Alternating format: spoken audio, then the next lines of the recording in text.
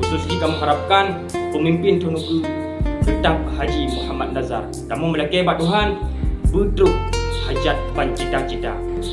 Tetap lagi kun paduka yang mulia Tunku Muhammad Hassan Didiro. Kiban kun yang mulia. Wujud gata lagi rimung utun. Bejit gata lagi rimung sirkus. Kiban makna mufung rimung sirkus. Kiban yang perintah ni pawang. Tudu. Yusen chen. Pelung gunau. Tapi munyo rimung utun siap menerkam apapun resikonya.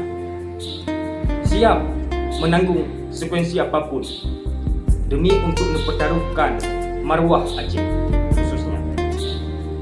Maka dengan don untuk taboh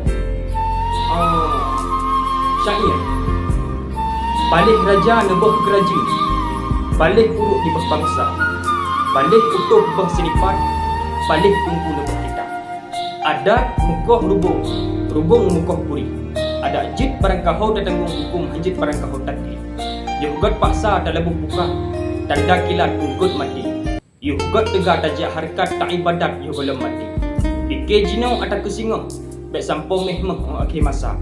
Asam kanjis asam gelubur ketika asam seriang-riang. Menangis mayat di pintu kubur teringat padan tidak sembahyang. Alahai ujun bek tatuh dile si bijih padi kolam dan pula. Alahai tubuh bek mati dile sembahyang limang kolam dan kata. Takut-takut malam jula seput-seput mati tua. Lebih hidup termakut di dalam buruk hana sau tulung malaikat siksa. Gemang selanga berupa tangki, gemang padi pada senja.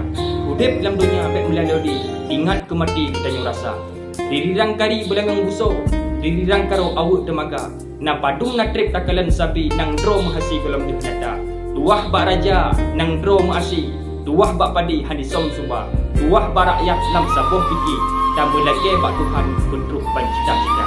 Maka kamu himbaukan, kamu harapkan pemimpin kedepannya yang bisa bersatu padu dengan ulama, yang sabukun dengan ulama, yang sabukun dengan rakyat khususnya, yang tim pako kamu rakyat-rakyat kecilnya.